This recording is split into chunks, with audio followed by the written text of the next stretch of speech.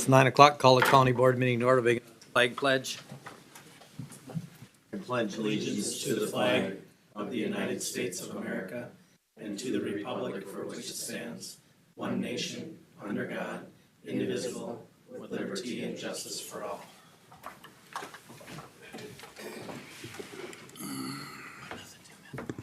Roll call, Beth? No. We'll have to do a roll call on everything today. Sure. Commissioner Benoit. Here. Commissioner Heinen. Here.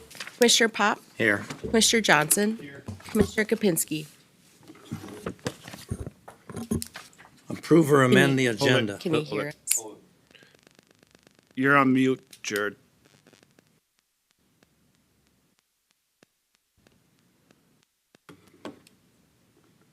Thumbs up work. Are we good with Commissioner Kapinski? Okay. Yeah. Okay. Yeah, he's just muted right now. I don't know if he's shaking his head. Anyway, Michelle, if you ask for amendments, we have no amendments to the Okay. agenda. No amendments or anything. Nope. Move for approval, Mr. Chair. I'll second. Motion been made and seconded to approve or amend the agenda. You want to do a roll call, Beth? Sure. Commissioner Benoit. Yes. Commissioner Heinen. Commissioner Pop. Aye. Commissioner Johnson. Commissioner Kapinski. I just want to note for the record is that I know under the open meeting law, Mr. Chair, we must be able to see and hear the remote commissioner. That's a requirement of that particular statute. We must be able to see and hear. And we can't hear him, or he's not able to.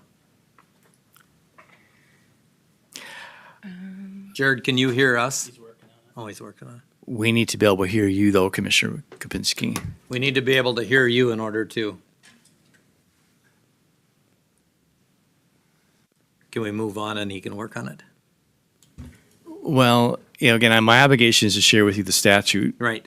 And a board member is unable to participate remotely if we cannot satisfy those two requirements to be able to see and be heard. Okay. My apologies in advance, but so. Can't, you have to be able to see, well, I guess that's true, we could see him, but we could hear him then, right, yeah. Right, yeah, Trying again. To log back in. right. Let me just, let's see, he'd have to call, is it, what is this number? It's 5060.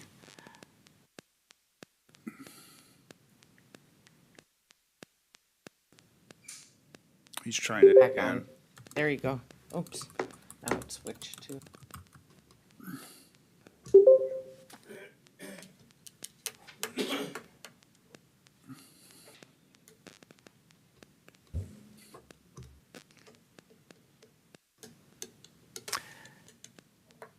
So, Commissioner, we see you're back with us. You want to try your cam and your mic again for us?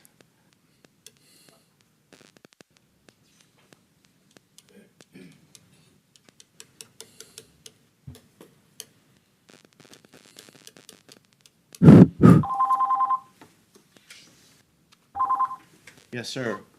Yes, sir. Yes, this mic is not. Yep, so if you want to turn your cam on, we can use this as our board solution.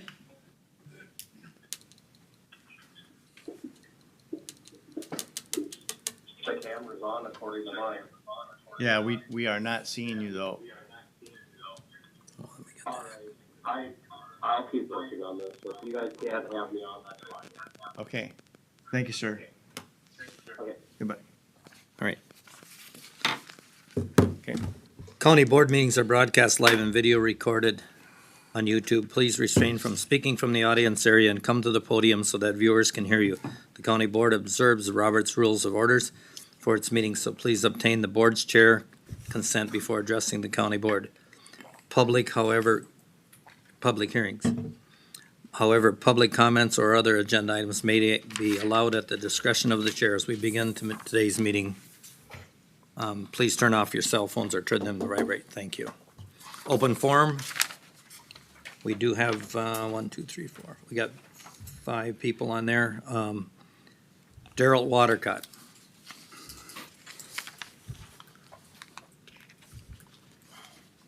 Good morning, Commissioners. Morning. My name is Daryl Watercott, address 551 53rd Avenue Southeast in St. Cloud. I just wanted to let this board know how those of us that worked on the petition drive, and most likely most of the 1,900 certified signatures that we obtained, feel about what was done here. Because of the comments and quotes at meetings and in the Benton County News, we were told that a validated reverse referendum petition would send this building project to a vote, either November of 26, or a special election. That is what we all wanted to see, so that a project of this size didn't get forced on the taxpayers without their say in it. But we feel that we were deceived and lied to, and here we sit. So one of the things, I've got 2 questions. One is, you found another more expensive option to finance it, just kind of ignored what the public had to say about it with the referendum. So we would like to know and get it on record, what is the difference that we will pay in interest on this project between what the CIP bonding would have been and what the new HRA method is?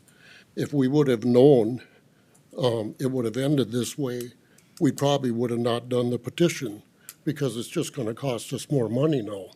So we feel that increase in financing cost is all on you guys for doing that. So does somebody have that number, or does it have to be worked on, or? Can I? And we usually don't discuss on public Okay, forum, okay. But there is a number out there. There is a number? Yeah. Okay, and I just want to make it public as much as I can. Sure. So the other thing that I want to ask is, we would like to see the cost for this project when we get our property tax statements, get it separated out so that it's not just built into your Benton County tax, similar to what was, I think you guys voted on to do with the airport committee. So I'd like to see that as well. Thank you. All right, thanks. Mary Kay Nordman. Morning, 9511 25th Street Northeast, Sauk Rapids. Just a couple issues that I just wanted to touch on. First of all, we worked hard on this petition, and it was said by Pam, I believe it was 4% of the people. Is that people that can vote? Is that the 4.5% that you're taking into consideration? Voting, or all Benton County? You made the statement that it was 4 of the people. Yeah, 4.5% of the 42,000 in Benton County. Right, so that's not even voting. We actually got signatures that were the people that were voting. And all the signatures weren't turned in. And just to make some corrections, we just didn't sit in bars and collect these votes. We had numerous people come to us. They took them to their businesses. They took them to their neighborhoods. They took them to their communities. There were a lot of votes that were not turned in, our signatures that were turned in. And just so you know, there's a lot more people that are out there that are still feeling the same way. As far as comments made when we brought up, well, we don't build our homes after rebuild and we fix things up after 100 years. I sat here the last meeting and I listened to you guys talk between the contractors and yourselves, and you made references to your own homes. Well, we have this kind of cooling, heating, plumbing, and now that was okay at the last meeting, but when we brought it up, we were talking different. This is a big construction building, but then last time it was comparing it to your own homes. So I think we need to stay on track with what you're telling us and then what you're doing 2 weeks later.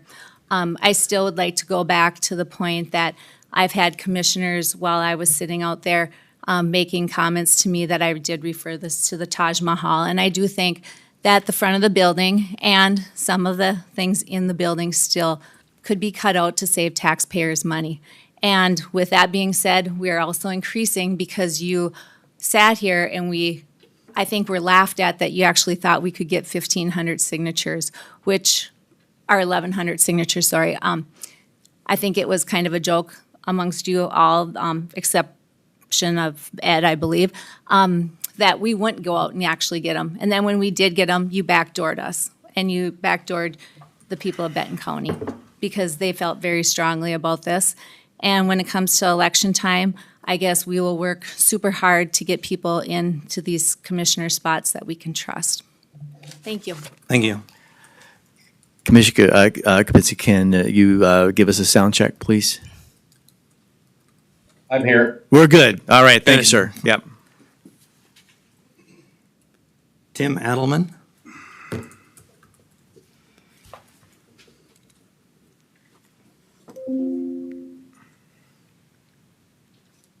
Good morning. Morning. Tim Adelman, 2255 75th Avenue Northeast, Sauk Rapids. I'm here today to state that I am in favor of what you did at the last meeting, voting for this project, simply because when we do road projects, which is many millions of dollars, we don't have the public vote on that. We let you make your decision. We voted for you to make those decisions. You know, there's something that needs to be done with the existing building, with the loss of the lower level and everything else. And that would end up being $7 million less than what the new building project was. That's the only difference. Given that if it would have had to come to a public vote, the project came in $5 million under the estimated budget of it, and it would be a estimated $3 million increase if we waited that long. That's $8 million. That's more than what we would save by by just renovating this building. So I feel that you made the right decision. It's just, you know, I know that everybody worked really hard to put this to a public vote, but, you know, we don't have you have a public vote on all the road projects either. So that's what I gotta say. Okay, thanks. Luke Hillman.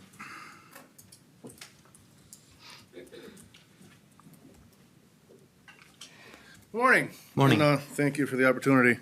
So I'm simply here, not looking for any kind of answers, just to simply discuss and possibly give a little update on the County Road 7 project. So we've had discussions with the engineer and assistant engineer. As everybody knows, it's been a really wet season. The job is running behind schedule a bit because of that. We had put in a formal request for an extension of days on the contract because the contract does have liquidated damages after the completion date. We have not exactly received a formal denial or a formal acceptance of our request. So I'm simply here to simply discuss and share with you the information and findings that we have so that a decent decision can be made. So, Katie, I also have Katie, oh, she's here. She has with her information that was provided, I guess, to Chris and Mark. And we can share this with you. But I guess before she does that, I guess I wanted to explain a couple of things that are happening out there. You know, so a rain day is defined as a day that allows less than 6 hours of working time on the job site. Okay, so that being said, so let's say it rains today. Let's say you get 2 inches of rain. The sun is shining tomorrow. It doesn't necessarily mean tomorrow's gonna be a productive day, I mean, you might lose the next 3 or 4 or 5 days because of that one day. So part of our request included some of these days, which was one thing that they kind of questioned me on. And they didn't necessarily deny it. I'm just simply saying, I want to make sure there's a good understanding of what we're truly asking for here. You know, so the soils now are so saturated, you know, as of probably around the first or second week of June, you know, the rain totals have become so much that there's such saturation in the ground that you can't get full production even when it is nice for a week, you know? So I'll let Katie share this stuff with you, and then I do have some more details after that. Do you need me to state my address? Yeah, I Okay, suppose for the I'm record. Katie Novak with Hellman Construction. My residential address is 40853 53rd Street, Foley, Minnesota. I'm with Luke here. Do you want me to read the request that we submitted, or would you just like me to summarize it? I guess summarize it would be Okay. fine. All right, so Bursky Excavating is our subcontractor doing the road-based work out there. They have done whatever they could to get their work completed. At this point, they can't do the work. The road is too saturated. Our original schedule for 2025 allocated 78 working days to Bursky Excavating. As of right now, they have truly lost 25 days due to the moisture out there. That is a combination of the actual rainfall days and the days that they just lost work because it was too wet to do any productive work. Now, on those days, they were out there baling clay, farming clay, trying to dry clay. So hopefully the next 2 or 3 days after that could be productive. Unfortunately, since May 2nd, the rain falls as soon as they farm that clay, it rains again. And unfortunately, they're actually making the situation worse because their efforts of trying to dry it out and then it rains just opens the clay up to more moisture. At this point, we are requesting 35 total days for an extension past August 1st. That is allowing 10 days in there so that the clay can dry, or they can work the clay to dry so that we can move forward with this project. When I produce this, I do want to make it very clear, I know that Hellman Construction, as the prime contractor on this project, has an obligation to Benton County.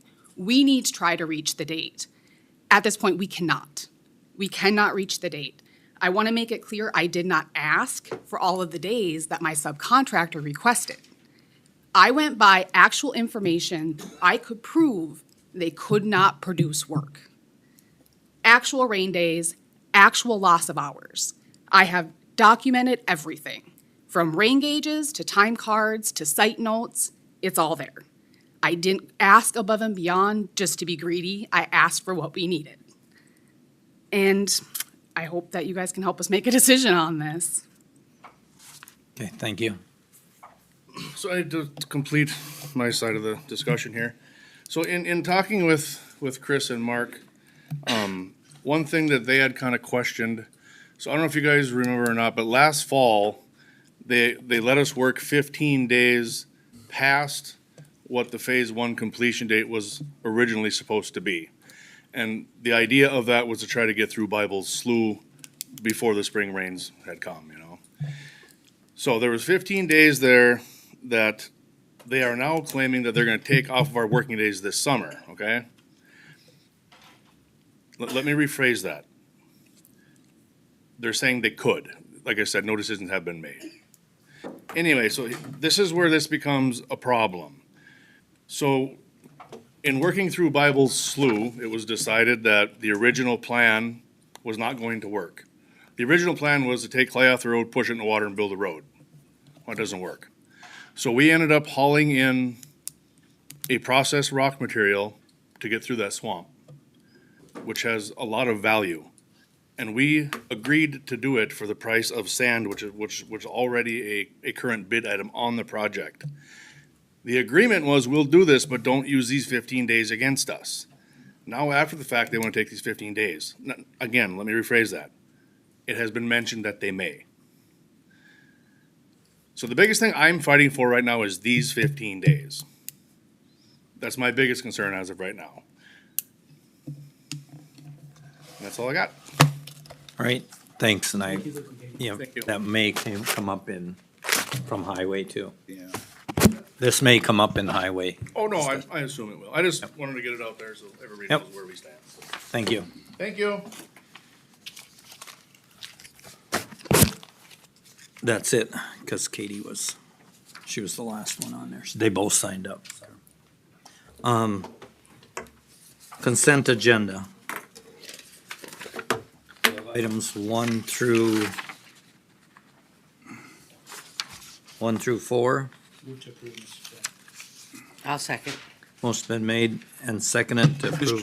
Go ahead. Mr. Chair, I think I'd like clarification on number 3. You want to pull it? Yes, pull it, please. Mr. Chair, I'll amend my motion to approve the consent agenda items 1, 2, and 4. I'll second that. Motion's been made and seconded to approve items 1, 2, and 4, with 3 being pulled. Beth, will you do the roll on them? Sure. 1, 2, and 4? Yep. Commissioner Benoit, Yeah. Commissioner Heinen, Yeah. Commissioner Pop, Aye. Commissioner Johnson, Commissioner Kapinski. Aye. Thank you. Okay. Commissioner Heinen? I was just questioning the agreement with the city of Gilman, with the road and everything, and no issues. Julie, could you ask Chris to come back in for a second, please? We really should leave that door open. I just wanted clarification.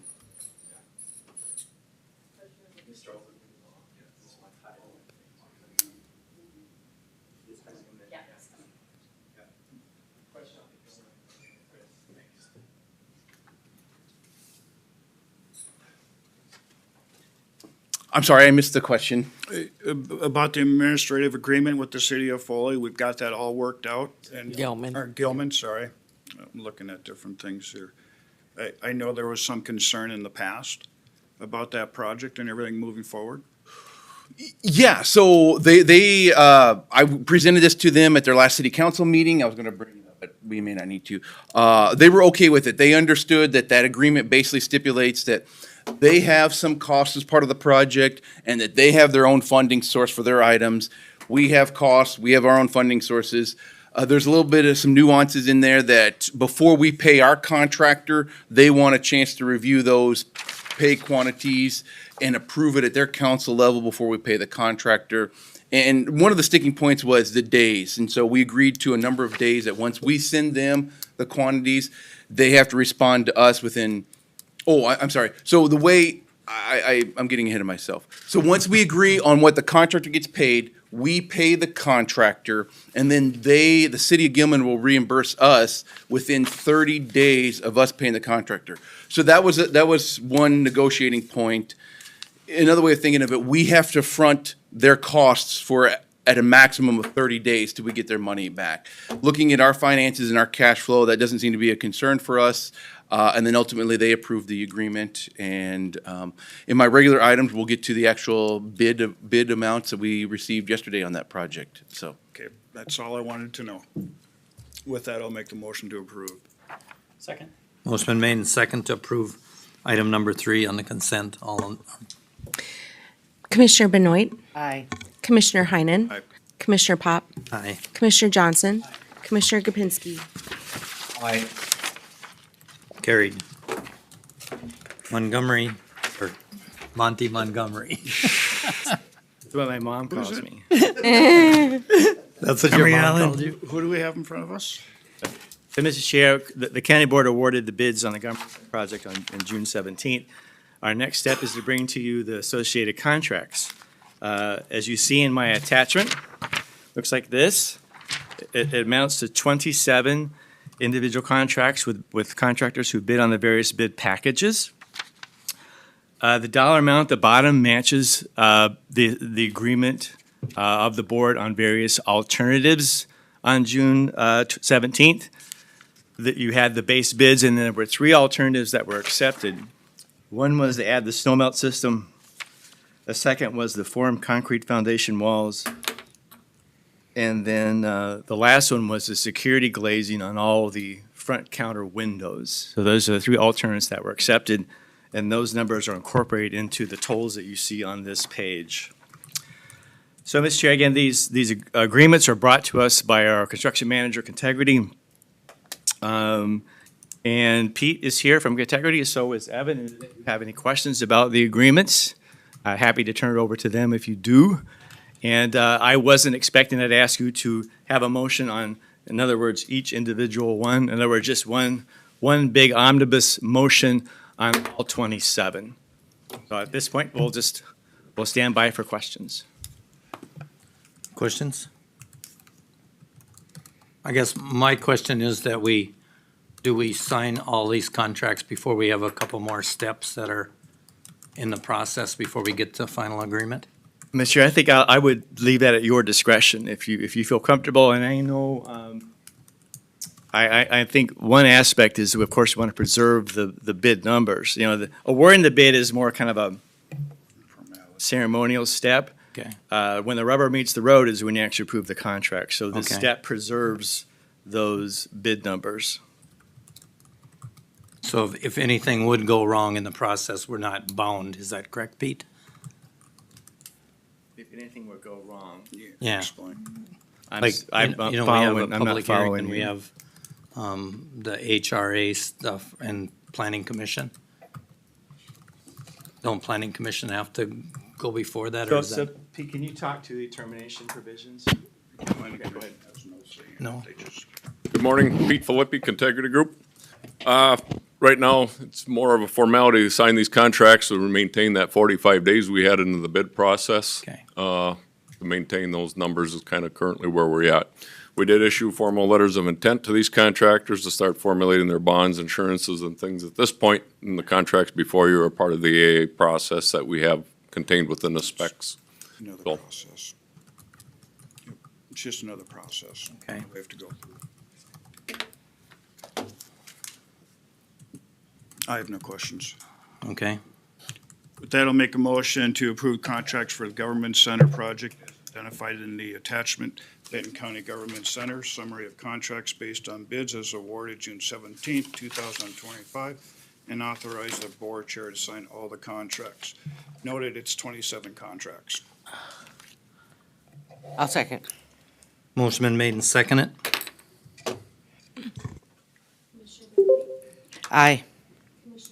All right, Aye. Aye. Aye.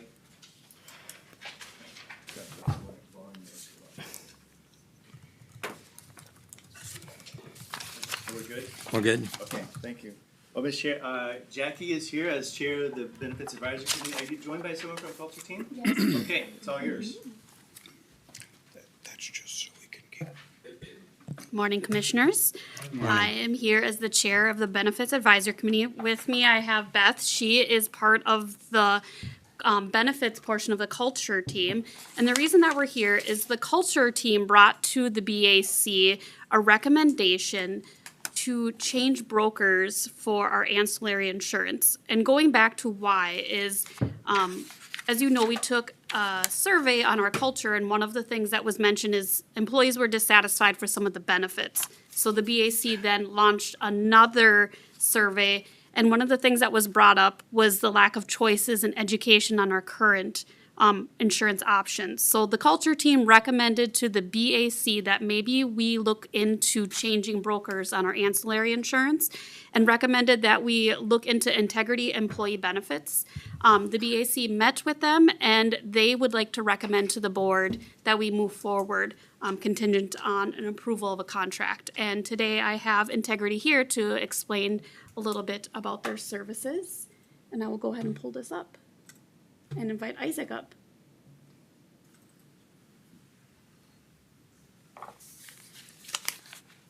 There you go. Thank you, Jackie. Commissioners, I'm Isaac Uppus with Integrity Employee Benefits. We are a benefit broker that specializes in employee benefits. We're an iteration of a fourth-generation business started in 1943. Our specialty is public entities. So we work with, I'll scroll through here for those that are online, specifically cities, counties, quasi-government entities in the state of Minnesota, 140 groups in total. Our client list is listed here.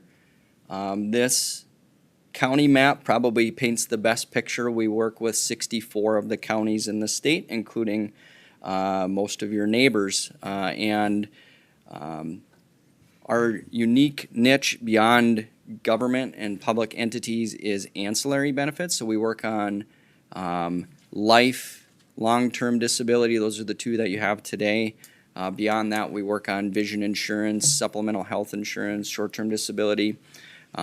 We also, I believe in the last latter meeting, are going to be, we facilitated an RFP for the Minnesota Paid Family Medical Leave. That's a new, quasi ancillary benefit. Have some initial results for that look like some really good savings and options for the county there. So those are the types of benefits that we work on, everything but medical insurance essentially. In terms of medical insurance, we work alongside Amy Dietrich and the Marsh team on every other group aside from Benton County in the health collaborative that you're part of, that Blue Cross Health Collaborative that you're part of. So we work alongside Amy Dietrich, known her for a long time. Actually, my colleague Peter Brown is with me. He was formerly the HR director at Redwood County for over a decade, and actually used us as a broker for him.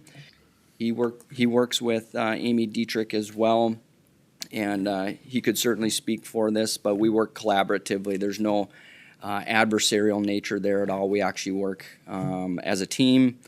In terms of the type of value that we bring, we're very hands-on. We're an independent broker. As a broker, we represent you. We don't necessarily represent the insurance companies, so we're here to represent you. We include the full market. We do requests for proposals. We bring our recommendations and expertise to the table. Usually leads to savings and better participation, better engagement. I think that was one of the main motivators for the Culture Committee survey, and we bring all those types of things to our groups, those types of services.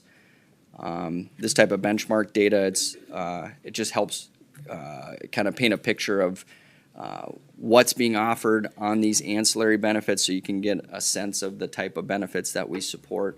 These are the types of recommendations and the consulting that we bring to our groups. So that's a really quick version of what we do, who we are. We hope to engage immediately in finding you some savings and better options on the life insurance and long-term disability. Potentially bring a voluntary vision insurance benefit to employees. And then I already mentioned the paid family medical leave. Actually, we'll be meeting with Monty and Beth here on Thursday to review those RFP results. So that is who we are. Do you have any questions? Oh, I should address one thing. I apologize. Jackie had asked, how do we charge for our services? There's no fee or consulting charge that we assess. We get paid as a percentage of premiums on those benefits, so it's actually baked into the cost. The net result is typically with the pooling arrangements we have and the leverage that we have in the marketplace with our specialty, we find you some savings on your coverages as well. So we get paid as a percentage of those premiums. There's no specific outlay from the county. The only exception for that is if you do someday use the online enrollment system that we support, there would be a cost of that system because we're a reseller of that software, but that's down the road. That's something that we're not addressing immediately. Mr. Chair, Isaac, if I could, just wanted to reference your case study for LeSueur County. Yes. They're approximately our size, a little bit bigger. Mm-hmm. Significant savings in short-term disability and a large increase in long-term disability participation. What drives that? Yeah, really good question. Number one is we're an independent broker, so when we do an RFP, we typically include 20 different carriers in that. Those carriers know that they have a shot at the business, so we introduce competition. So that's really the number one thing. Aside from that, we also, just with our position as a public entity specialist, we're able to leverage 25,000 lives worth of business, a book of business, it's a very consistent demographic across our groups. If you can think about, very similar makeup of males versus females, people in office jobs versus, physical, blue collar jobs. So very consistent, homogeneous demographic. So less work for the insurance companies. And then they also know that we're very, very hands-on with our service. Those insurance companies do. So we actually alleviate some administrative effort for those insurance companies by taking it on our side. And they know they have less cost in supporting those clients as a result, and they pass that cost savings on. So that's on the savings side. The participation side, we're very hands-on there as well, and some of that's just engagement with employees. In this case, they actually introduced an online enrollment system, and typically that you see some, just making those benefits visible to employees. They have the ability to more readily see their costs rather than having to hand calculate costs of premiums and such. It just makes things a lot easier for employees to comprehend. So that's that participation increase in that case as well. And we see that pattern, play out pretty routinely then. Sure. We would expect similar for you, yep. Any other questions? That's the only one I had. So, Mr. I think today we're simply looking for your blessing to move forward with an agreement with Integrity. We don't have a contract today, but we would bring one to you subsequently. So again, just more of a blessing. Does this look like a good idea? I don't see any negatives in it. No, me either. Mr. Chair, I'll move to bring the contract to us at a future date. I'll second. Motion been made and second to bring the contract at a future date. Commissioner Benoit, Aye. Commissioner Heinen, Aye. Commissioner Pop, Aye. Commissioner Johnson, Commissioner Kapinski. Aye. Thanks. Thank you.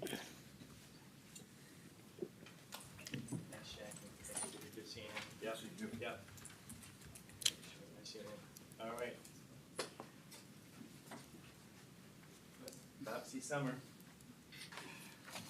Mr. Chair, before we move on, I want to make sure I acknowledge the benefits group of culture team and the BAC. And I should say, I believe, what you heard today was a direct result of the employee engagement survey that we did about a year ago. And if you may recall, employees identified concerns with benefits as one of the number one issues. And it wasn't necessarily, the cost. It was oftentimes the education that they were getting about our benefits. And I think that's one thing Integrity really brings to the table is a greater effort to educate and inform employees about the optional benefits that are available to them. So I want to thank you again, Culture Team and the BAC. All righty. I believe the next thing is actually on the subject of employee engagement. So about this time a year ago, we did an employee engagement survey using the services of Employee Strategies. And one of the services that they offer is a one-year follow-up survey. And it's a check-in to see, okay, how are we doing? Have we made improvement on our cultural issues? So I think personally it's really important to measure how are we doing? Have we made some progress? Have we slipped? Are new issues coming up? And I brought this subject to the management team recently, and they had their endorsement that we would do another a one-year survey with Employee Strategies. So like the first survey, it's pretty intensive. So they do an online survey of all employees, but they also do focus groups where they'll identify a group of employees and meet and hear face-to-face employees, how they're feeling, how things are going. And they do also some one-on-one interviews with certain employees, again, to get more in-depth about how things are going, what can we do better, and so on. And then they'll bring those results to our management team and help us, again, sort through have we made progress, and here's some maybe things that we should focus on in the future. So that's kind of the program that's offered by Andy from Employee Strategies. I should mention, Mr. Chair, is that because we have the continued vacancy of the HR director in county administration, we can fund this out of the administrator's budget. So looking for your consent to move forward with, again, the one-year anniversary follow-up survey. Questions? What is the cost? It's $16,500. I think it's identified in your agenda item. Okay. Yeah. Is this something that we're gonna do every year, or is this? I don't think so. No, I think again, it's Because it would seem like maybe it's a every year's 1 year, little right? Yeah, overkill. Yeah, I wouldn't expect we would do it annually. No, the only thing, Mr. Chair, is maybe over the longer term, we have the ability to do our own surveys. We can use SurveyMonkey and things of that nature. We of course can't do it nearly as intensively as Andy can. But I would envision this to probably be the one and only. Yep, we'd be done. Yep. I think it's important to keep moving forward with this, at least for this one time. One time, yeah. Yeah. I mean, I would think like every year is probably an We overkill, invested a but, lot of money into this, so we need to see how yeah. we end with this. Motion Mr. approved. Chair, Yes, go ahead, Jared. Monty, in the future, I know we're not planning on spending another 16 grand, I hope, next year. Right. But I would think for 5 grand, we could come up with our own survey that we could send out yearly that kind of mimics what we're currently sending out for the 16 grand. Well, Mr. Chair, I think, long term, I think we could do our own surveys. I think there's some value in having an external party do the survey because I think employees feel that's more confidential. In other words, Andy isn't going to share with us necessarily the raw, unfiltered comments from folks. He tends to summarize and identify issues and help us identify a path to address those.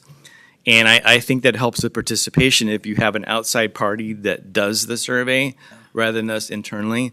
But yeah, I think going forward, long-term, we can certainly do our own surveys. And I know we have in the past using, again, a tool like SurveyMonkey. So.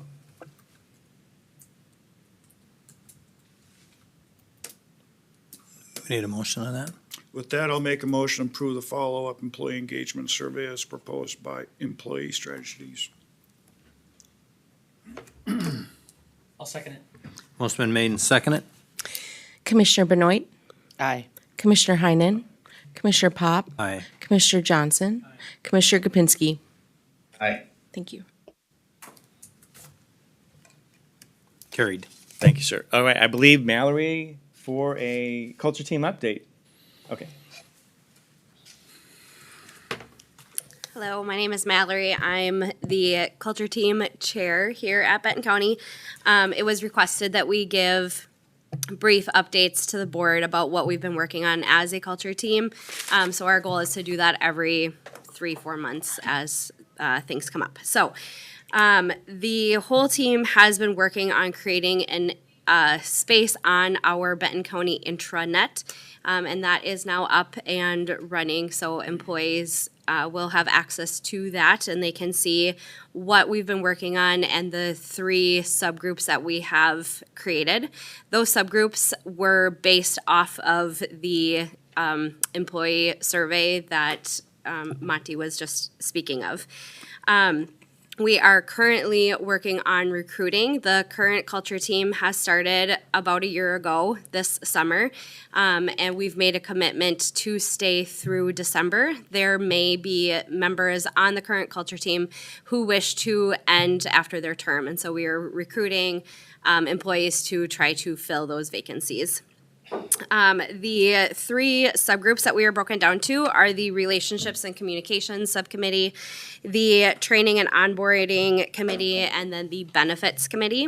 The Relationships and Communications Subcommittee introduced Bernie, which is just a fun interdepartmental dog that we are able to pass around between departments, and we submit fun facts about each department to help the other departments within the county learn what all of the other departments do. That was one of the things that we identified, is that many departments within Benton County really have no idea what the other departments are doing, what they work on, who they serve. So that is a way that we can try to tie in all of the departments within Benton County, since we are so diverse and different. We started Department of the Month, again highlighting different departments. So Human Services actually went first. They just had theirs about a week ago. Employees were able to walk through. It was like a 15-minute thing that they were able to learn about all of the different services within Human Services and what Human Services does for our county. The board is in July, so we will be working with the board to help facilitate that and what you guys would like to do for that. We conducted 2 employee feedback surveys via SurveyMonkey. The first one was wanting to gauge employees' thoughts and feelings on what the government center will impact them or how it will impact them. And then also opinions and feelings around career laddering, which has been something that we've talked about at a county level for a while now. And those results were shared with the board. We are also helping with the County Appreciation and Booyah event that will be hosted by the Highway Department coming up this fall. The training and onboarding group was working with the assessors to build a SharePoint site for training and collaboration. This is currently on pause due to a maternity leave. They made updates to the financial unit SharePoint site, and their goal is to offer a similar resource to other departments and also start putting together training materials for teams where SharePoint might not be the best fit or the best option. The Benefits Committee, as you heard, is working now with Integrity Benefits for ancillary benefits beginning in 2026. And you heard that recommendation today. They're looking at local businesses that might offer discounts to to Benton County employees within their businesses. And they brought para to the county employees to give presentations about what their retirement benefits are or what some of their benefits are with that. They had 68 people attend the first session and 24 people attend the second session, and that was on Friday, May 30th. Overall, para was very pleased with the turnout. They added some additional resources to the county intranet para page, and that's located under the Benefits and HR tab. If they just click on Public Employee Retirement Association, there is a link for para-member videos and a link for para-member education under the resources. These are all short videos that help answer any questions that employees might have about their para pension plans. They are also working with other vendors to come out and give presentations on services that are provided to Benton County employees. And that's what we have going on. Our next meeting is on July 10th from 2 to 4 in the boardroom. And so if any employees that are listening or are going to be watching this want to join us and see what we are about and what we are trying to accomplish, you are invited to join. Great, thank you. Thanks. Sandy? I just have one contract today. As you may know, counties are required to transport children who are in foster care back to their home school district if possible and practical. School districts are then required to enter into contracts with the counties to share costs. So this is our final contract for our local schools. So this is with Princeton, and I need approval of this contract to share costs with Princeton School for this transportation. So moved, Mr. Chair. Second. Motion been made and seconded to share the cost of Princeton School District. Commissioner Benoit, Aye. Commissioner Heinen, Aye. Commissioner Pop, Aye. Commissioner Johnson, Commissioner Kapinski. Aye.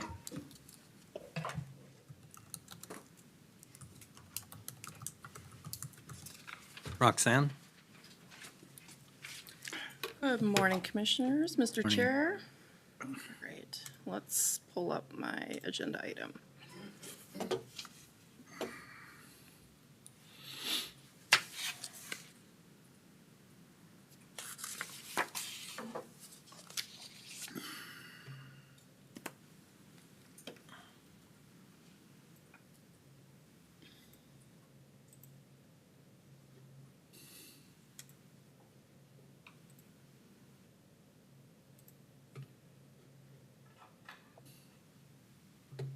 I'm not sure if that's how I do that.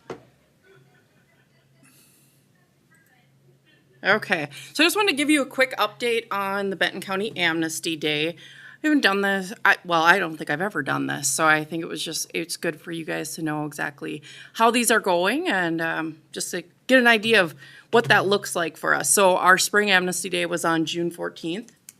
It was at Public Works from 7 a.m. to 2 p.m. This kind of gives you a layout of what that site looks like the day of the event. So we've got, the event hours are 7 a.m. to 2 p.m., but it's staffed from approximately 6 a.m. to 3:30 p.m. We do have individuals showing up as early as 5 a.m. So what we try to do is to get as much of the traffic off of the road as possible. So we're doubling up the traffic that goes right in front of the Public Works building, in front of the gas pumps there. So we're doubling them up. We can only get a single line between the building and that fence in the back.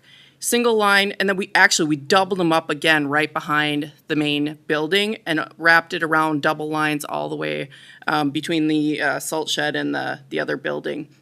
And then they come around and you can see the blue areas are where we have the dumpsters and the hauler trucks. So we do try as much as possible to get these folks stacked up and in there. It does end up trailing all the way down Highway 25. To the best of our intentions, there is just no way around that. It is staffed by 5 land services staff, 1 public works staff that operates a loader, and then a volunteer. So the public works staff in the loader will help kind of push down and crush some of those materials that are put into the big containers just to make room. Occasionally, they have to be used for lifting things out or heavier items.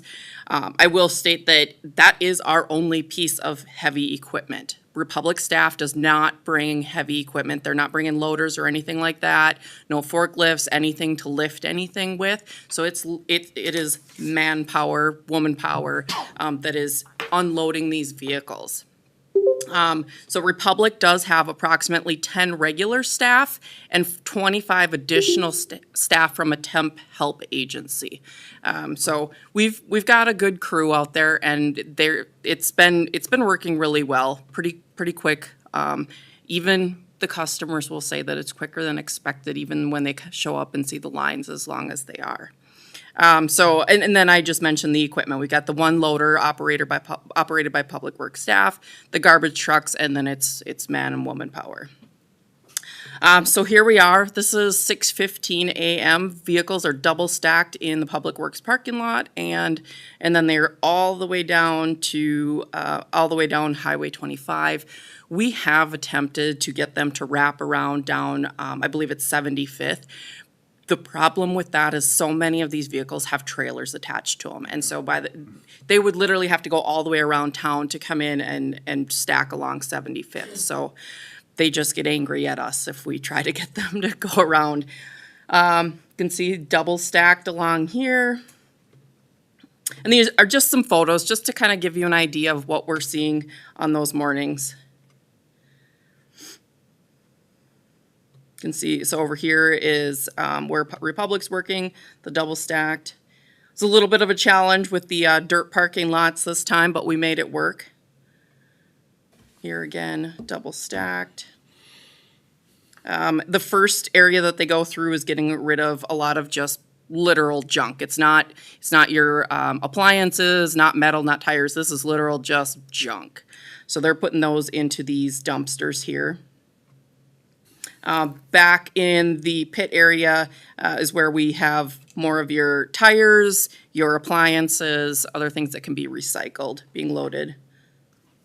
And here you can see they're dumping those into these by hand. A few more pictures.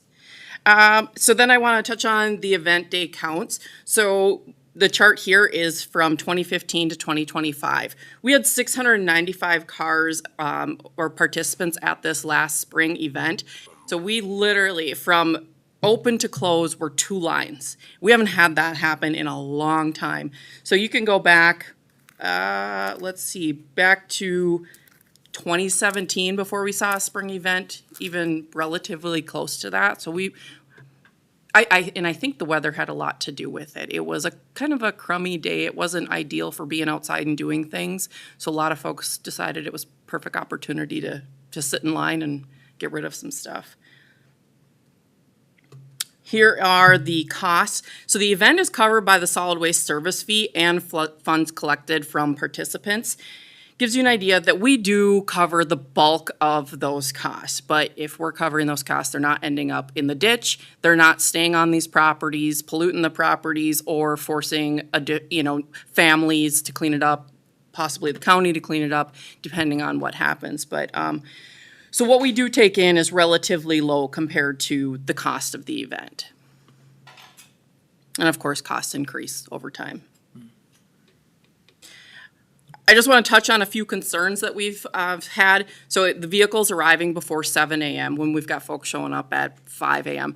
It causes concern because there's no one there to make sure that traffic is where it needs to be. There's concern about it flowing out onto Highway 25. I don't know how we address that. If we show up earlier, then they just show up earlier. It's usually the same group of people that show up at the event. We've discussed with them trying to get there a little later, that usually it's not as busy later on. This was unique this time that it was as busy as it was. Usually by about 10 a.m., it's more of a trickle in, and then more traffic can come in.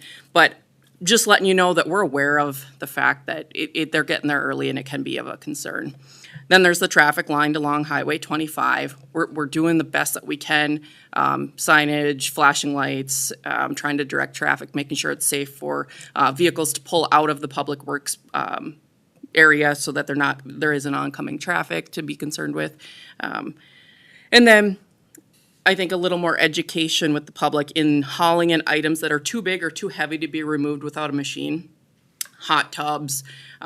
We had a small shed that was literally just, I think they took the loader, scooped it up, and plopped it in a trailer. And these folks are unloading by hand. And that goes hand in hand with the small bulk debris not confined in disposable containers. We had another trailer full of crushed tiles. And they had to literally, scoop it out with, hand shovels and things like that. It's really hard on the staff, and it holds up the line when we have to take precautions like that and take the time to get these things out. So I'm not sure how we educate the public on that, but we will try to do that more so. But other than that, we get a lot of compliments. To be honest, I don't think we really receive any negative comments during the event. We're running around talking to a lot of people, but all in all, a lot of really positive comments from the public. Yeah. Good. Thank you for the update. Absolutely. Thanks.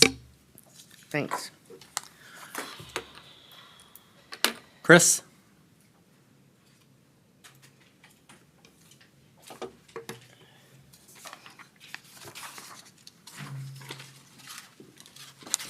All right. Good morning, Commissioners. We got a whole slew of things to discuss, and I would like to bring up my items just for those following along at home. Let's see here. What today is the 1st. All right.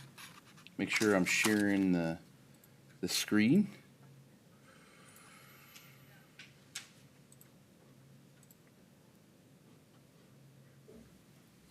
Okay. The first item I have before you is to consider awarding construction contract for this project SP 005-070-016. This is a federal safety project to install permanent pavement markings, edge lines, and then a rumble strip outside of that white fog line. So, we received, like I said, federal money. We were anticipating that we would have a 90% federal grant and then 10% would be local match. Based on the bids, we got confirmation from our funding letter that it's going to be 100% federal funded at this point. The total contract price is only about $48,000, $48,418 from Century Traffic LLC. not our other bidder. For the last couple of years, Sir Lancelot has been the only bidder in our projects, but this year, Century Traffic out of Wisconsin threw in a bid and outbid them. So there's the bid abstract. We were estimating it to be about $64,000. Century Traffic bid it at $48,418. Sir Lancelot was $52,000. So it is my recommendation to enter into a construction contract with Century Traffic LLC in the amount of $48,418 and no cents. Mr. Chair, Chris, just for clarification, if we would have had to do the match, where would those funds have come from? CASA accounts or from wheelie tax, or where would that money have came from? Yeah, good question. I think we were thinking about wheelage tax for this. So this is wheelage tax now that just goes back into our pot that we'll throw towards another road project. Move for approval, Mr. Chair. Second. Motion been made and seconded for approval of the contract, SP 005-070-1016. Beth? Sure. Commissioner Benoit? Aye. Commissioner Heinen? Aye. Commissioner Pop? Aye. Commissioner Johnson? Aye. Commissioner Kapinski? Aye. All right, very good, thank you. We'll move on to the next item I have on the agenda, and this is to consider a construction contract of our reconstruction project is in the city of Gilman. Both project numbers here, 005-603-034 and 005-605-014. So the bid opening was actually yesterday afternoon. So at the time that packets were submitted, we didn't know the bids, but we opened them yesterday afternoon. And we received 3 bids. I thought I had included the summary in here. But the 3 bids we received was from R.L. Larson LLC, R.L. Larson Excavating LLC, Knife River Corp. North Central, and J.R. Furchie Incorporated. R.L. Larson Excavating was the lowest responsible bidder.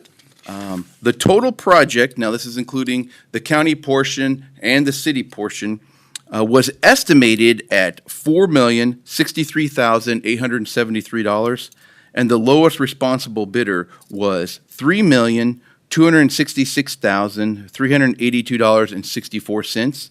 That is 19.6% under our estimate. Now, further, we broke these costs out more. Just our portion alone, we were estimating it to cost $2,835,754. The low bid was $2,687,885.80, or 5% below our estimate. What's surprising was the city's portion came in considerably under what their engineer was estimating. Their engineer was estimating that the City of Gilman sewer project was going to cost $1,228,119. The low bid came in at $578,496.84, or 52.9% under their estimate. So quite a bit of savings there on their project. We sent it to their engineer yesterday just to review it. They have set a special city council meeting for tomorrow evening to consider it. Hopefully, we have not heard any response back from their engineer. Hopefully, they're looking at it and make sure that nothing got missed or anything. But even the other 2 bids were considerably under. I mean, the next lowest bid was 43% under their estimate, and the highest bid we received was still 42.72% under their estimate. And why those are switched is because we looked at the total overall contract price. So hopefully this is really good news for the city of Gilman with all their funding sources and everything that they were looking at. I mean, they saved, $500,000 right here on this portion of the project. Mr. If you recall some of our discussion, everybody was negative that Gilman would never get their money. Exactly. Yeah. Sounds like it's going to be a done deal. Mr. Chair, Chris, can you explain or have an understanding of why it was 52% under their engineer's estimate? That seems like a lot. Yeah. I don't know if I know. Iffy, right? Yeah, I mean, a couple of things was like mostly in the pipe price. Their engineer was estimating, 8-inch PVC sewer pipe at $110 a foot, and the low bidder was at $48.80 a foot. So that's half the price, less than half of the price right there. That's a big, and I don't know if it's the engineer just in this area of the state, wasn't sure what material prices would be. That seems to be the biggest thing, was the pipe prices came in about half of what they were estimating per foot. So, I mean, I like to see these estimates come under, but at 52%, one has to question that. Yeah. so with that, like I mentioned, the city council will consider it tomorrow. I'm recommending go ahead and awarding a construction contract contingent upon concurrence from the city of Gilman. So you didn't have this resolution completed in your packet, but I have it up on the screen here. There's the projects listed, whereas the bid of R.L. Larson Excavating LLC in the amount of $3,266,382.64 was the lowest responsible bid received. Board of Commissioners have reviewed and agreed to award a construction contract contingent upon concurrence from the city of Gilman to R.L. Larson Excavating LLC. So Chris, where's Larson from? St. Cloud. St. Cloud? So, a local contractor. So, just off of Highway 10, just south of Benton County is where their yard is and stuff, so. Mr. Chair, I'll move for approval of the contract and resolution as presented. I'll Second. second. Second. Okay, somebody. Motion's been made and seconded. Commissioner Benoit, Aye. Commissioner Heinen, Aye. Commissioner Pop, Aye. Commissioner Johnson, Commissioner Kapinski. Aye. Very good. We're hoping that'll move forward. We'll talk a little bit more about that later, a couple items when we talk about the Gilman Days permit. We've got some additional correspondence on that. But it looks like the next item on the agenda is this administrative agreement with the city of Sauk Rapids. And I apologize that we had a very similar agreement in the consent agenda, and this one's in the regular agenda. This would be a very similar agreement to what you just approved with Gilman, but this is with city of Sauk Rapids. This would be for our roundabout project at CASA 29 and CASA 1. In your packet was a draft because I had not received the signed version from the city. They considered it at their last city council meeting. I believe that was on this past, not yesterday, but the week ago Monday. They did approve it and sign it.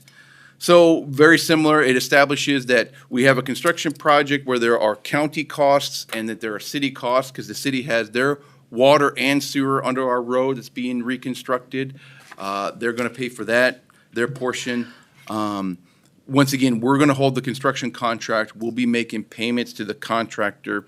They have to reimburse us within, I think this one, we got them to agree to 21 days. So a little bit quicker time frame than Gilman. So this project is a little bit different since Sauk Rapids is a municipal state aid city. Our cost participation policy says that when there's right-of-way costs, they reimburse the county for the costs of the right-of-way. So that's a unique element to this agreement that Gilman did not have. We didn't have any right-of-way needs on the Gilman project. It was all being constructed with an existing right-of-way. The roundabout, we had to acquire additional right-of-way. To further complicate it, the project is split in half by the city limits. So the north half of the project is outside city limits. Those right-of-way costs are on the county. But the south half of the project in the city limits of Sauk Rapids, they're going to reimburse us for those right-of-way acquisition costs. And that's all in this agreement. And like I said, they did approve it and sign it at their last city council meeting on the 23rd. So I have an actual agreement here with their signatures on it for board chair signature if you agree to that contract.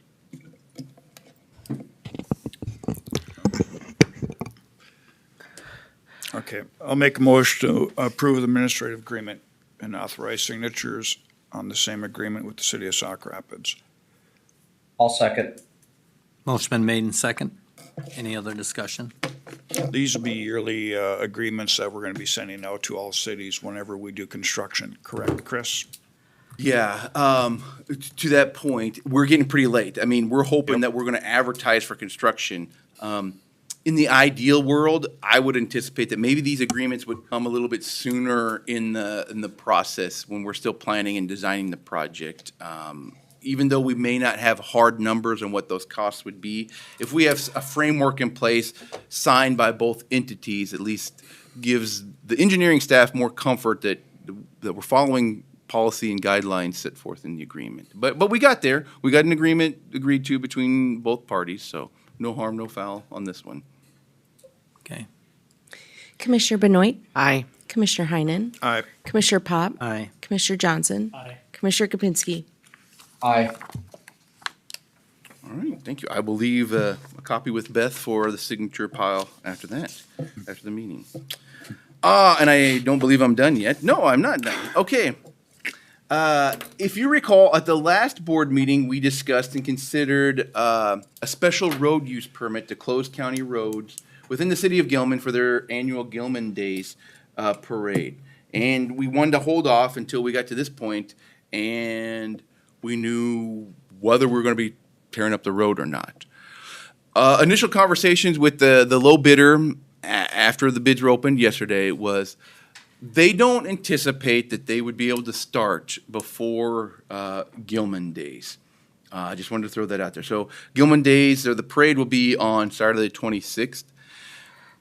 R.L. Larson says realistically they probably wouldn't start till that Monday, July 28th, with road closures and starting to remove pavement. So I just wanted to bring that information back to the board. I know Commissioner Johnson and I were at their last city council meeting where it was briefly discussed. Correct me if I'm wrong, but it seemed like the council was okay in the best interest of the project. If they had to cancel the parade one year, this project was pretty important to them, and they'd make that sacrifice to get the project moving. But now we know contractor doesn't think they would start before that. It may make that decision harder, but that's the information I know at this time. So, Mr. Chair, I'd concur, Chris. They were actually pretty adamant that we get going on the project as soon as possible. Mhm. They're thinking. I assume once we take this action today, you're gonna be able to reach out to their council or mayor and let them know about the schedule. yeah. So the thing is, if they approve it tomorrow, we'll send out contracts probably Thursday morning, and then getting their company to sign it, their bonding company and everything. That's what takes usually a couple weeks just to get contracts back, and we don't want to let them start work until we have signed contracts in hand. And I think that's where the delay comes in. They want to make sure that they've got all their paperwork done and ready to go. But yeah, I'll certainly convey that to the city council after today's meeting, that you guys approved it, and this is what we hear from the contractor at this point. Mr. Chair, so when you send out the contracts and everything, are you going to state that it can't start until that Monday, the 28th or whatever that Monday is? The way the project was advertised and let was we would let the contractor start as soon as they got all the paperwork. So we're going to still throw it at them. Theoretically, I guess if they got all the contracts in place and they said, yeah, we've got materials in place, we would start then. I guess if we're signing this or agreeing to all of this and letting Gilman do their parade and the contractor says, well, we want to start earlier, now we got an issue. Yeah, in my opinion anyway. That's a good point. Well, and Commissioner Heinen, they did talk about, at least 2 weeks out, they'd make a decision. Okay. So, by July 15th, are we having it or Okay. not? I guess from my perspective, we can approve the permit and let Gilman decide if they're gonna hold their. Yeah, put it Right on or their, not. put it on their plate. And that's fair. Yeah. And they could reach out with the contractor by the 15th. Yeah. And make a decision. The only hesitation I would have is, administering the contract. If they said they wanted to start that week early and we Right. said no, then we get into a rain and they say, well, we really would have liked to have had that week. You should give us some more days back. That's the thing we run in with. But if that's the direction of the board, we can certainly tell them we'd prefer you wait till the 28th to start. Well, to me, it doesn't matter. I'm just looking at approving a permit contract if we so choose to do that. And then they choose to go forward and pretty soon the contractor says, I'm coming in a week early. Right. Now they got a problem. To Commissioner Johnson's point, we do have one more board meeting. Yeah, like you said, in 2 weeks, we would have a better idea of where paperwork That's true. is, and they probably have a better idea of materials and subcontractors. We could table it once again. I just know that was tabled last meeting, so I wanted to bring it back and see if there was any further direction at this time. No, I don't need to table it. Special road use permit. Right, Yeah. If they don't use it, they don't use it. yeah. That's, It's gotta be up to the city if they, I mean, I think the yeah. city should. yeah. Okay, I'm tracking with you. Yeah, just because we approve our permit doesn't mean the parade's necessarily happen. Happen. Okay, Yep. gotcha. But at Yep. least they know they have the permit and they can make their decision by July 15th. Yeah. If they're gonna have the parade or not. Okay. In consultation with the contractor. Sure. You know, if it continues to rain the way it is. Yeah. then start anyway. Yeah. So Yep. with that, I'm gonna move for approval of the special road use permit submitted by Gilman Days. I'll second. Okay, motion been made and seconded. Hearing no other discussion. Beth? Commissioner Benoit, Aye. Commissioner Heinen, Aye. Commissioner Pop, Aye. Commissioner Johnson, Aye. Commissioner Kapinski. Aye. All right. Yeah, I'll certainly pass that along to the city council as well, that the board's okay with it, and they all need to consider in the next 2 weeks whether to go with the parade or not, so. Okay, the last item I have on the agenda is to consider a letter of support to the Highway 23 Coalition for the Corridors of Commerce solicitation. This is identical to a letter that was approved about a month ago to the APO for the same solicitation. What I'm hearing is that both these projects, the APO one and the Highway 23 Coalition application that they submitted, is gaining traction. And a letter of support from all the agencies in which the project passes through would give it some extra points in the final solicitation scoring. So what I understand is the Highway 23 Coalition, through their consultant, Bolton and Mink, applied for a planning study to study the possibility of a 4-lane of Highway 23 from Foley all the way to where it intersects with 35. So this resolution, or this letter would be just saying the board supports the concept of the application. It doesn't commit to any financial support or anything like that. One thing I will add, though, and this was confirmed through MnDOT, that although coalitions can apply, if successful, the coalition can't be the recipient of the grant.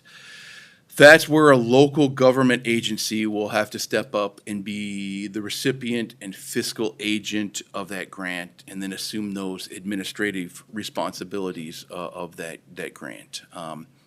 And all those things that come with it, you know, as far as selecting the successful consultant, following the RFP process from the state, and administering that consultant contract and guiding the design of that. So, just throw those things out there. We're not at that stage yet, but I think whenever there's a grant application, everybody's always hopeful that the grant application is successful. So, it does garner maybe some future discussions with our neighbors to the east, and then beyond that in Kanabec County and stuff, of what that looks like. So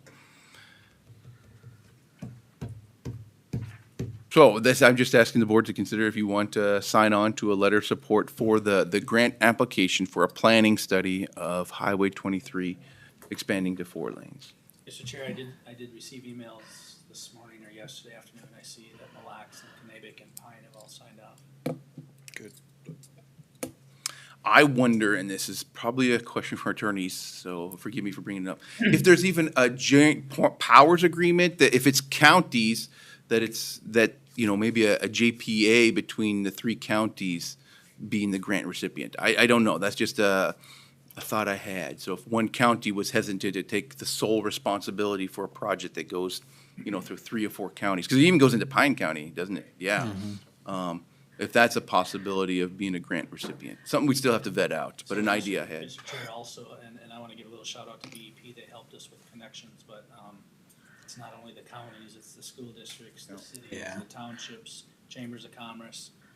If we can get everybody to sign off on that corridor, it raises what's total points, I think are 45 for that. Yeah. Mm-hmm. So it's significant, and it is in this feasibility study is in the top 5 that was presented at 7W. Yeah. Mm-hmm. So It is. It has gained some traction, and again, there's no local match for the study, Yeah. so Yeah, we got really nothing to we lose, don't have right? anything. Yeah. And he's right, at some point in the future, some entity's gonna have to step up and help with that. Deal with that Deal with later. that at that time. Yeah. Okay. Yep. Mr. Chair, I'm gonna move for letter of support and authorize the board chair to sign Highway 23 Coalition submission. I'll second. Motion been made and seconded. Any other discussion? Commissioner Benoit? Aye. Commissioner Heinen? Aye. Commissioner Pop? Aye. Commissioner Johnson? Commissioner Gopinski? Aye. All right, well, thank you. That's all I have for my regularly scheduled items. Is there any questions you have at this time? I will be sticking around to the end of the meeting for cows and commissioner concerns at that, as that as well, so. Do we want to Mr. discuss? Chair. Mr. Chair? Oh, go ahead. Go ahead, Jared. Chris, I hate to put you on the spot, but in light of Hellman's talk earlier, do you got any update on your end? Well, that we did receive a request from them on the 20th of June. So we took last week to kind of look at it. And even last week, there was little to no progress gained with the weather and stuff. So I think it begs the question, even the request from a little over a week ago, is that still valid, or do they think they need more days now? The additional, we did have that response verbally back to them, is like, well, you were able to gain at least 15 days of progress last fall. And what we like to look at is when they bid the project and we have our initial pre-construction meeting, they provide us a schedule. We take a look at that schedule, and based on the quantities and the time, we can arrive at a production rate that they're anticipating that they theoretically should have bid, Just for an example, they bid that to move so many cubic yards of, excavation per day. And so that was our initial response, is like, well, you gained some production last week that you didn't have to do this year. And so that should have allotted you that additional time this year, or theoretically you were able to reduce your production rates this year and still get it done in the calendar completion date of August 1st. And that was at 15 days. So I don't think we were so keen at first of giving them the full request as of over a week ago. Now we forward, did they lose another 6 days? That's another thing too, is look at their schedule too. The bidding spec specifies, August 1st, 2025 completion date, assuming working 6 days a week. The spec even goes so far as to say, we'll in May anticipate 4 days of rain. June normally anticipate 4 days of rain. July and August is only 3 days of rain. And so there are some considerations that we need to look at, is like, okay, they should have bid it of at least having 4 days of non-production in the month of June, 4 days in May. And so, realistically, did they lose more than 4 days in May? Did they lose more than 8 days in June? And those considerations. So I guess the short end, to wrap up this long answer, we don't have a definitive answer yet. We do want to see revised and updated schedules periodically to say, what are they looking at? How are they anticipating getting the project done? Are they considering bringing in additional personnel? Would additional equipment help to move when they do get a dry day and can make production? Is it 2 crews versus bidding as 1? So we did not provide a written response yet, but it's still something that we're monitoring every week as work moves along. I wouldn't say progress, but. Mr. Chair. Yeah, go ahead. Chris, none of us could have figured out we're going to have this many rain days and or this much rain.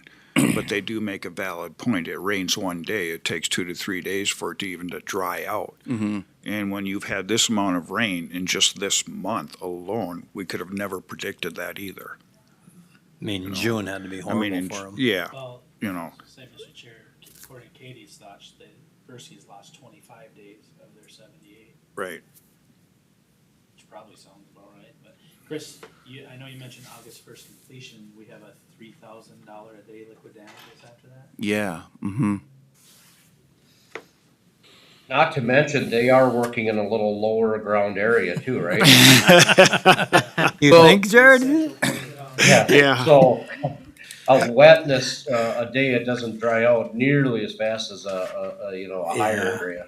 I mean, Chris, go back to when they did 55 by Rice, it could rain one day and they were out there the next day. Yeah, Here it so- rains one day like we had last week. They got, I mean, I agree. She's got 2, 3 days, 4 days if they can't do anything. Yeah.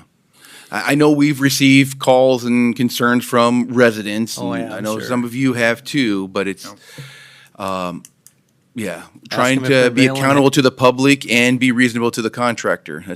That's the line that we walk, so. And I'd rather have a project completed good than have it completed when it's not, when we're gonna have issues down the road. Yeah, I would highly consider you, Chris, to look at this a little deeper. I'm not gonna make recommendations, We're not the experts, but, that would be my thought too, is look at it and, I do know that Katie said at the end of the day, they were looking for only 15 more days. But, that's something you're gonna have to work out with them, Chris. Yeah, I think any reasonable person would look at this and say, yeah, they're owed some additional days. What is that number? Yeah. Do we go ahead and grant that now? Or we know that they're working on it, and as we get closer to August 1st, do that? We could go ahead and grant days now. Might Does that not mean work. that garners another request in 2 more weeks when they say, you know what, I thank you for the additional days, but in the last 2 weeks, they didn't benefit us, so we need to move that back another 15 or 10 days, 10 to 15 days, So yeah, we're considering it. I appreciate Luke acknowledging that we didn't deny them anything yet. We just have not formulated a formal response yet. okay, so I think you know kind of what to do. Yeah, Okay. I understand. Yeah. Yeah. Anything else from you, Chris? No, I don't have anything else at this All time. right. So. Then we're gonna recess the county board and move to community health board. We'll call the Benton County Community Health Board to order. Note that all commissioners are present and/or online. Approve or amend the agenda. So Any moved. changes? Yes, good morning. I have one addition regarding a letter of intent request that the state of Minnesota emailed me yesterday at 5 o'clock for, so I couldn't get it on the agenda. So that one is for our cannabis and substance use prevention funding. And then, not necessarily an agenda item, I just want to give you a printed copy of our public health newsletter for the month as well. Move for approval of the agenda. With the noted Amended. changes? Okay. Second. Okay, got a motion and a second. Any further discussion? If not, I'll call the, Beth, roll call. Benoit? Aye. Or Commissioner Benoit, I'm so sorry. Aye. Commissioner Heinen? Aye. Commissioner Pop? Aye. Commissioner Johnson? Commissioner Gopinski? Aye. Thanks. Okay, with that, the consent agenda, item 1. What would you like to do with that? I'll second. Got a motion and a second. Any further discussion? If not, roll call, please. Commissioner Benoit? Aye. Commissioner Heinen? Aye. Commissioner Pop? Aye. Commissioner Johnson? Commissioner Gopinski? Commissioner Gopinski? He's muted again. Aye. Thank you. Okay, Jacqueline, consider the ratification of the Minnesota Public Health State Infrastructure Contract. Yes, so our Community Health Board, as approved by the board back in, well, this has been going back all the way since October of 2024 that we've been working on this. Working on our community health assessment and community health improvement plan with our coalition or our joint agency, Central Minnesota Alliance. In March, the board had approved us to apply for funding. We received notice that we were awarded the funding. The state was happy with the project that we submitted, and we're hoping to fund that so that we can do that. The first goal that we'll be working on is with our county attorney's office and the Central Minnesota Alliance partners, so CentraCare, the local healthcare system, Sherburne and Stearns and Benton, to come up with some kind of more formal structured agreement between the Central Minnesota Alliance. And then once that's established, then we're going to move forward with those other purposes of that grant agreement. So the award amount that we were authorized from the state of Minnesota was $800,000, $400,000 a year. So today I'm looking for the board to consider ratification of our Minnesota Public Health State Infrastructure Grant Contract Agreement.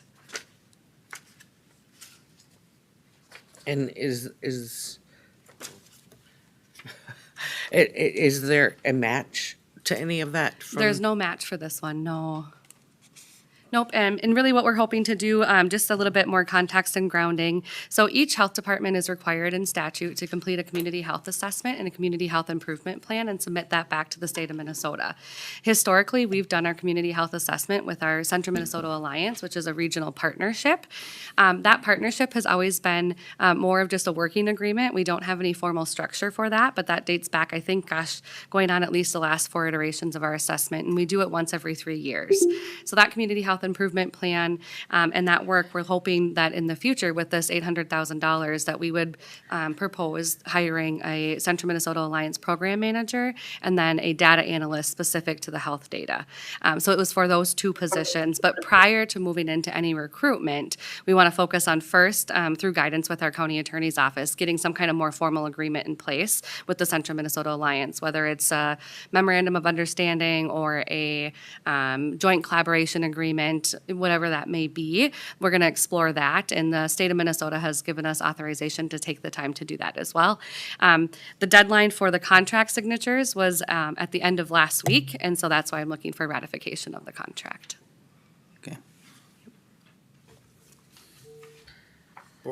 I'll make a motion to approve the contract. Ratification of the contract. Ratification of the contract. Got a motion? I'll Second? Okay, thank you, Joe. I'll second. Thank you. Got a motion and a second. Any further discussion?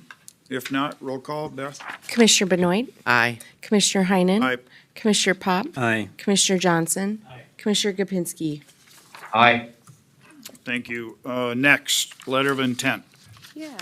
Really quick, one additional comment underneath the infrastructure grant agreement. The state of Minnesota, we had a partner agency meeting with them a couple of weeks ago, or 3 weeks ago at this point. I just wanted to share some of their feedback. They were really excited about the way that we've been working as a region, and one of the things that really impressed them and why they selected our proposal and our grant application was that we also work with our local healthcare system, CentraCare. That's unique.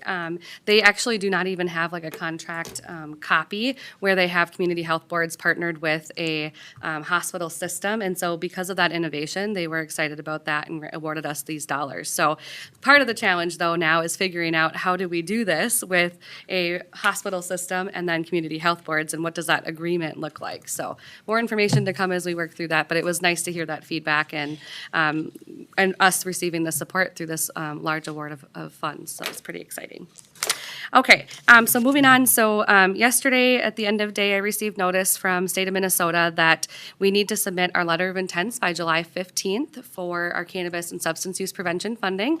I submitted a copy of what I would submit to them today after we received community health board approval, just to indicate that we are looking to continue on with the cannabis and substance use prevention funding. As far as award amount, I do not have a total dollar amount as far as what we would receive, but our current contract right now, we receive $106,076 for that award amount. That could be subject to change depending on how many grantees continue or renew or seek funding, or if anybody puts their hat in the ring to also receive funding. So just looking for approval for us to submit that notice of intent so we can indicate we'd like to renew and continue to receive that funding and do that work. Jacqueline, will this be a yearly renewal then? I believe they are looking to renew through October of 2029 is what they had shared, but I'm not sure if they'll have us submit an intent for each year. Some of our contracts each year, even though a grant cycle might be 4 or 5 years, they ask us each year if we want to continue. So I think that's yet to be determined. This is new funding. We received this from the last state legislature. We received our first iteration last year, so this is just for the renewals into the second year. But still, I think determining how that will look. And then, of course, state funding. They had a small amount of change in their cannabis funding at the state level in that budget. And so we'll wait to see what those numbers look like. But yeah. Any questions? If not, what's the board want to do? I'll move for approval, Mr. Chair. Second. Okay, we got a motion and a second. Any further discussion on this item? If not, I'll do roll call. Commissioner Benoit, Aye. Commissioner Heinen. Aye. Commissioner Pop, Aye. Commissioner Johnson. Commissioner Kapinski. Aye. Okay, Jacqueline, anything else in front of us today? Nope. The only other thing was giving you a printed out copy of our public health monthly newsletter so that you have that in print. Each month, we're highlighting a different area of public health. This month's highlight is our emergency preparedness and our community health specialist position. So if you haven't seen that via your email, I gave you that printed copy there as well, and encourage you to watch the video sent out. So that's it. Great, thank you very much. Thank you. At this time, we're adjourned at 10:34, and I'll turn it back over to the board chair. We're down to commissioner meeting updates. I can go first. I had a meeting or visitation, I guess, with BEP for National Vision. Real interesting on how their facility runs. A lot of it's automated. And then we had the special board meeting for the county on 6/23. I had Career Solutions Joint Powers meeting on 6/23. I had the St. Cloud City Council meeting on 6/23. And then I went to an East Side Ward 2 meeting on 6/24. And then I also did the Human Services poker run, which I thought was really nice.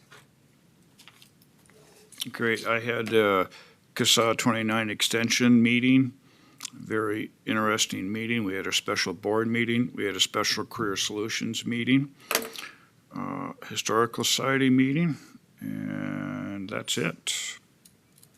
Okay. I had Library Finance Committee meeting, which is kind of set now for the budget request. Not a lot of extra room to wiggle in that one because we've took the funds down enough where we're under 4 months of reserves, so you gotta kind of watch that. You got, by law, you gotta have that. They are getting a cut of, I can't remember I think it's like 32,000 in their library, whatever they get from the state. And all libraries across the state are getting that. We're not singled out by anything, so that was an interesting time. They did give some time for Todd and Morrison County Commissioners to speak to their commissioners too, to see what they thought about the increase, and they both said, well, it is, it is what it's gotta be, so. Mr. Chair? Yes. Just a question. How can the state cut the library funds and we can't? It's an I don't know, it's an RSL something. And we'd have to get more clarity from the funding is based on year, and they did get a raise a few years ago, and now they took some of that back. And it come through that might be just it come through. Just a question to ask. Yeah, I know it came through the education bill. They cut some of the education bill funding, so. Then we had BEP board meeting, we discussed a little bit on budget, and there was some other concerns on BEP. She's got some stuff going on that she's more confident that, or confidential, she can't go out there yet. And then we had Tri-County Solid Waste. That was, I don't know, somewhat non-eventful. They're looking at getting a grant for depackaging again for the schools. I think they were talking mainly for the schools, which, they had the grant a few years ago from Stearns County, and that was really a interesting one, but it was just, dealing, and so you can, make methane gas out of depackaging food. And it's a big deal from schools and that, I guess, from the food waste. And then, just to bring that up, we did that, the SCORE grant gave money for Foley to do that. Trailers, wasn't it? And that only lasted a few years, and then Yeah. then they were done with it too. Well, they took it to, didn't they take it to the? I think it was Elk River, or where'd No, they take it to? Didn't they take it to, out by They took by it Raleigh's in took there somewhere, someplace? yeah. Where they have Yeah. organic. Oh, that organic compost. Compost, yeah. Yeah. I don't know if they're still doing it, I guess. I don't know, we got the trailers back. We did get the They're not trailer back? using them, so, so I don't know if they're still, doing that program or not. Yep. I just wanted to bring that up. And then yesterday, we had an executive meeting for MICA. they're sending a letter out to all the to the two state, US senators and all the congressmen about the $12 billion that'll be cut to Minnesota in SNAP programs and Medicare.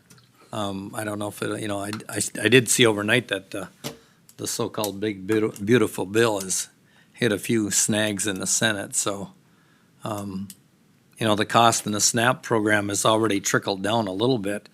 When they talked about it last week about SNAP being cut so much, the cheese price dropped 30 cents last week because cheese is one of the biggest products that was in there. So then you go back to the local people that they'll get cut. So, and that was all that I had. All right, Mr. Chair, members, as Chris mentioned, him and I attended the Gilman City Council meeting. You've heard about that discussion. One other thing they did make an effort to thank us again for the ARPA money that was given to them for towards their project. It was mentioned, we had our special meeting on the 23rd. On the 24th, actually was a Tuesday, which is a little bit of a rarity. Soil and Water Conservation District had their meeting instead of their monthly Wednesday meeting. I was there for the first hour or so for that. They've had some staff turnover there, so they're trying to adjust to that. Later in the day, I had a virtual meeting with Judicial Ditch 1A from Mille Lacs County, reviewing some of the lawsuit results and that type of thing, so pending some more information going forward there. On the 25th, Highway 23 Coalition Board, we mentioned our letter of support today, was a lot of that discussion at that meeting. Following day, Commissioner Pop mentioned him and I were at the Tri-County Solid Waste meeting. Prior to that, I attended our subcommittee meeting, which myself, Commissioner Persky, and Commissioner Felber from Sherburne County sit on, along with the solid waste officers and the executive director of the Tri-County Solid Waste. And basically, we're trying to work on and establish a Plan B going forward with our Pope Douglas contract. So we need to get some of that information back to the full Tri-County Solid Waste Board as we proceed.